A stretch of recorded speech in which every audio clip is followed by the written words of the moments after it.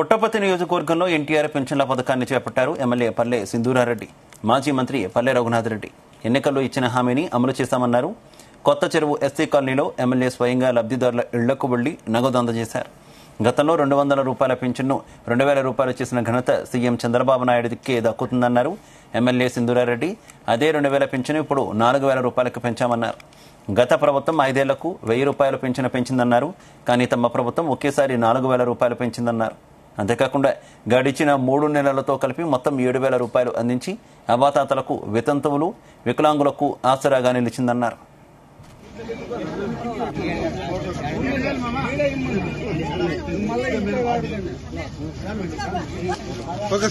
నేను మీ పల్లె సింధూరారెడ్డి మాట్లాడుతున్నాను.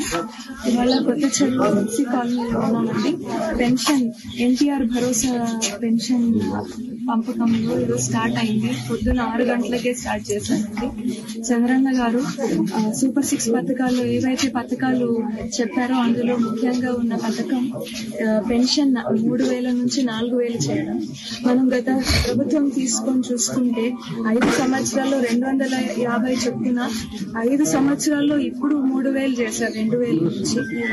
దాంతో పోల్చుకుంటే ఇప్పుడు చంద్రన్న గారి ప్రభుత్వంలో రాగానే ఫస్ట్ నెల ఇది రాగానే పాత నెల అరియర్ తో పాటు ఇప్పుడు 7000 అందజేస్తున్నారంటే ఇది దేశంలోనే ఏ ప్రభుత్వం చేయలేకపో కానీ దాదాపు 34,000 కోట్ల పైగా ప్రతి సంవత్సరం పెన్షన్ రూపంలోనే మన పెద్దవాళ్ళకి, వికలాంగులకి, అండర్ పెన్షనర్స్ కి అందజేస్తారంటే ఇది చాలా గొప్ప విషయం. భారతదేశ చరిత్రలో ఏ రాష్ట్రములో ఎవ్వరూ చేయనంతగా, మనం కూడా ఊహించినంతగా నెలకు 4000 రూపాయలు వృద్ధులకు, వితంతువులకు ఇస్తున్నారు.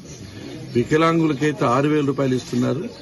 కొంతమందికి 10,000, దీర్ఘకాలిక వ్యాధుల్లో 15,000 ఇస్తున్నారంటే నెల నెల ఉద్యోగస్తుకి ఏ విధంగా జీతం ఇస్తున్నారో తూచా తప్పకోకుండా 1వ తేదీ 6 గంటలకే టంచనగా ఈ పెన్షన్ ఇస్తున్నారంటే ఇది చంద్రబాబు నాయుడు గారి యొక్క గొప్పతనం అని చెప్పి సందర్భంగా మేము గుర్తు చేస్తున్నాం.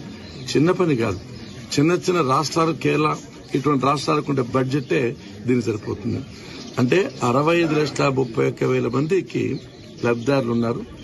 దాదాపు 34,000 కోట్ల రూపాయలు ప్రతి ఒక్క సంవత్సరము పంచుతున్నారు. అంటే పేద ప్రజల పట్ల ఈ ప్రభుత్వానికి ఎంత కమిట్మెంట్ ఉందో, ఎంత చిత్తశుద్ధి ఉందో దీనికంటే వేరే చెప్పాల్సిన అవసరం లేదు.